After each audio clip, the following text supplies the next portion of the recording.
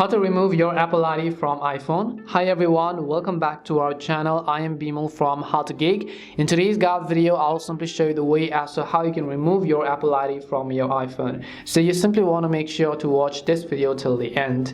In order to remove your Apple ID from your iPhone, it's relatively simple. Now, for example, first of all, what I wanted to check is whether the Find My iPhone is disabled. So if you want to remove your Apple ID, always make sure that you have disabled Find My iPhone. What this does is that even if you remove your Apple ID, but if your Find My iPhone is turned on, then later on when you reset this iPhone, it's going to ask you to the original Apple ID that was logged in. And in case you are trying to sell your phone, the buyer is going to have to deal with all those hassles. So you have to be very careful on that. Make sure the Find My iPhone is basically turned off. Now, and after that, what you can do is you can just open up settings. And once you open up the settings app, what you have to do is just tap on your Apple ID profile, which is at the very top of the screen. Once you tap on Apple ID profile, here you'll see all these options. Now again, over here as well, you can see Find My. So you just want to make sure that it's turned on, and now you have to go ahead and turn it off. Now in order to turn it off, you might need to verify with your password, so just keep that in mind. As you can see, it'll ask me for an Apple ID password. Enter your password, tap and turn off. Always make sure to turn off Find My iPhone if you want to remove your Apple ID. And once you do so,